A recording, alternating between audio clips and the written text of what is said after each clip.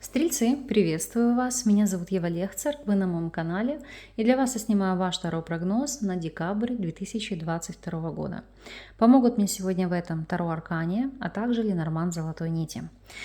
Ваша задача расслабиться и настроиться на расклад для того, чтобы услышать именно ту информацию, которую вам будут транслировать арканы. Постарайтесь, чтобы вас ничего не отвлекало. Настройтесь на те вопросы, которые у вас мысленно звучат, идут, как говорю, бегущей строкой в вашей голове. Посмотрим, как будет развиваться цепочка событий. Общие энергии месяца, что вас ожидает в плане работы, финансов, здоровья, личной жизни и рекомендации от карт. Так, надеюсь, вам арканы хорошо видны. Приступим. Итак, общие энергии месяца. У вас здесь ложится двойка воздуха, она же двойка мечей. Это попытки заглянуть вглубь себя, внутрь себя. Почему? Потому что здесь вы пытаетесь отрешиться, закрыться от того, что видите. От влияния третьих лиц на вас, на ваше мышление, на ваши поступки, выводы, на ваше поведение. То есть это не позиция «ничего не вижу, ничего не слышу», а позиция, знаете, как говорю, отстраниться от всех и услышать себя, свое внутреннее «я», для того, чтобы принять те решения, которых вы впоследствии не будете сожалеть. Понятно, что аркан многогранен, и он может указывать развитие событий в любой сфере жизни. Мы с вами посмотрим, чего конкретно будет это касаться.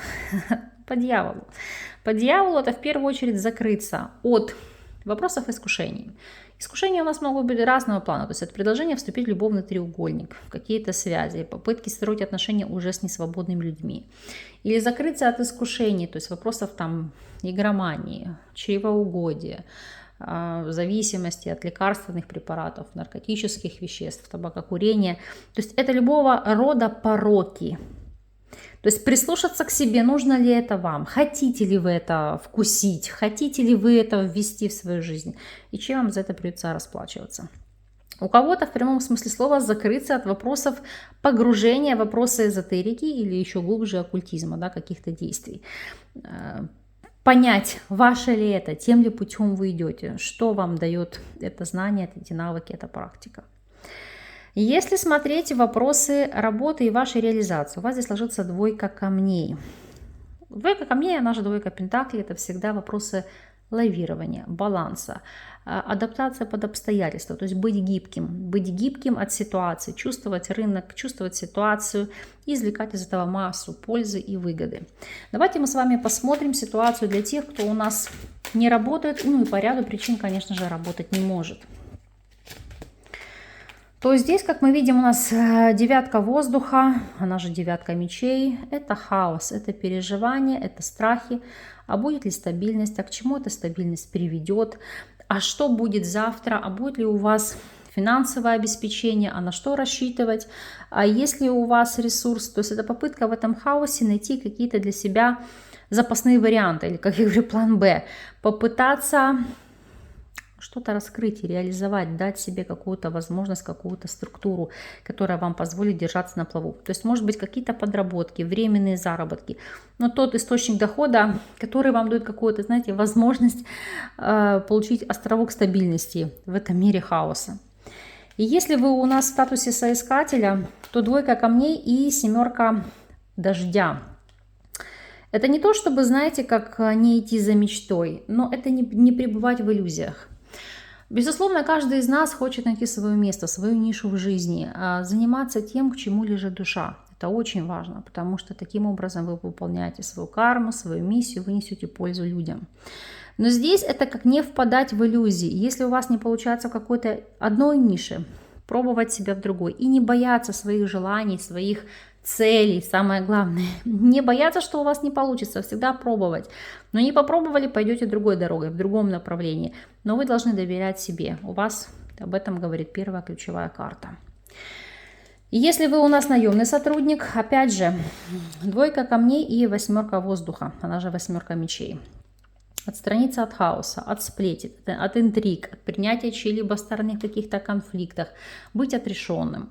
Не взваливать на себя дополнительную работу, обязательства, даже если вам за это сулят прибавку, какие-то дополнительные ресурсы, не нужно, не потянете. Поэтому здесь это оставаться верным своим интересам, своим убеждениям, то есть переждать какие-то кардинальные перемены.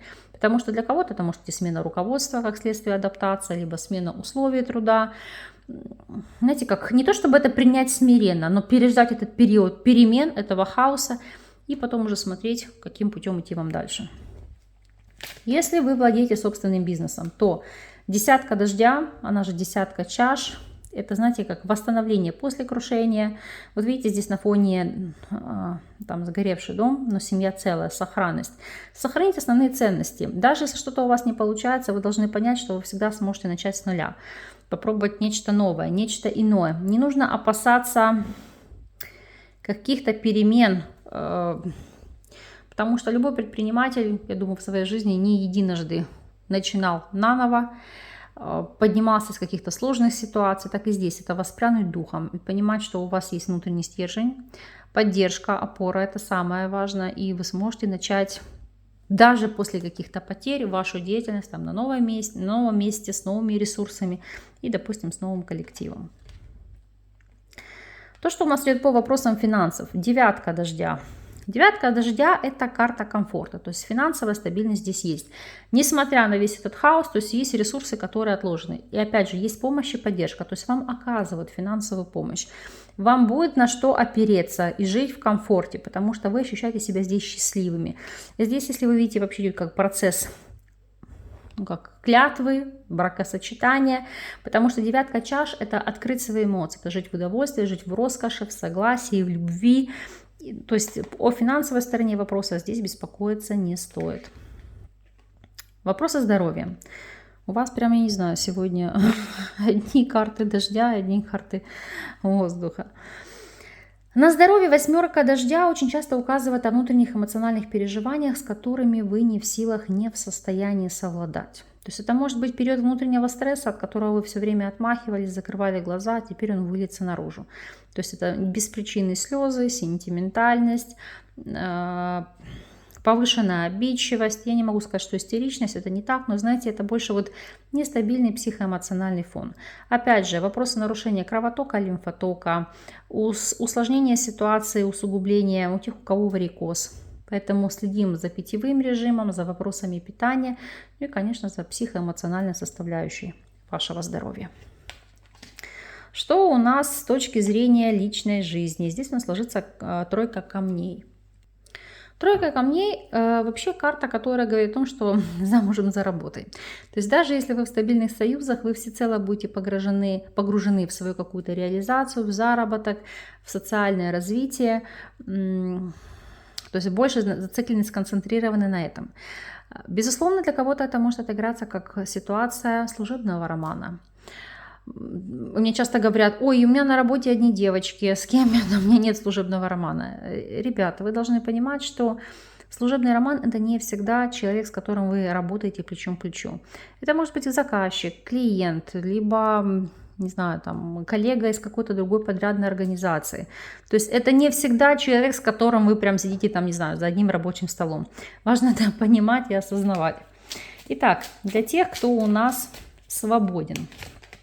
Что здесь? Шестерка воздуха, шестерка мечей. Видите, это активное движение вперед. И здесь действительно у вас совместить приятное с полезным. Помимо погружения в социальную жизнь, в работу, здесь контакты с коллегой. То есть заинтересованность, что-то внимание. Может быть также совместная поездка, либо командировка, где вы познакомитесь с этим человеком. И если вы в любовных треугольниках, то тройка камней и четверка пепла. Она еще называется четверка огня. Здесь это попытки стабилизировать отношения.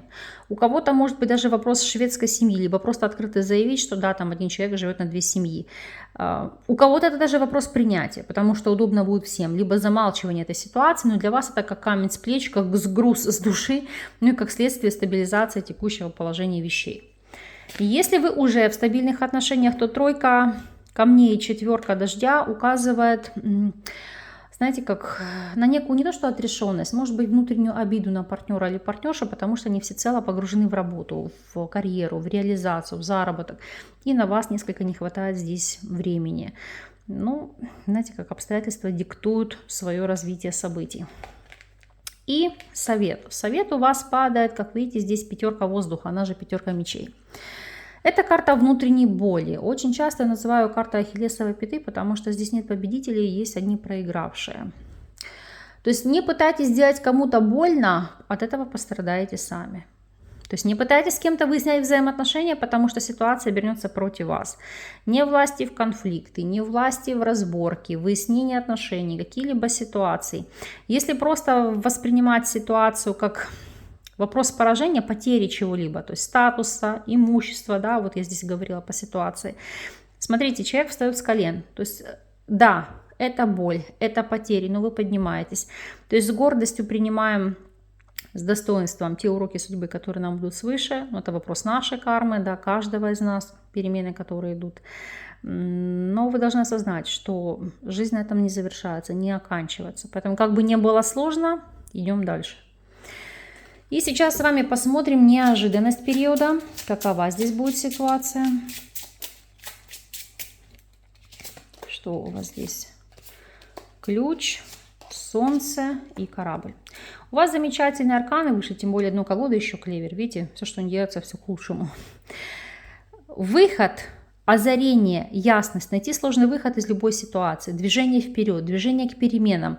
Обстоятельства, которые, допустим, вас могли разрушить, но это, знаете, не было бы счастья, так несчастье помогло. Потому что эти карты указывают на перемены, которые ведут вас во благо, к новой цели, к переменам в новой жизни. У многих это может быть переезд, смена места жительства, смена места работы. Ключевые перемены, но видите, они вам несут благо. Поэтому и переживать вам здесь не стоит. И, конечно же, все негативные аспекты, это традиционно для вас, для всех остальных, я всегда закрываю позитивными картами, потому что негатив никому не нужен. И циклиться на нем тоже не нужно. Это всего лишь информация для восприятия, чтобы вы не допустили каких-то ошибок и постарались избежать этих проблем или неприятностей. Поэтому закрываю вам картами комфорта, картами счастья, стабильности, целостности. Пусть в вашей жизни все будет во благо. Я вас благодарю за внимание. С вами не прощаюсь. До новых видео.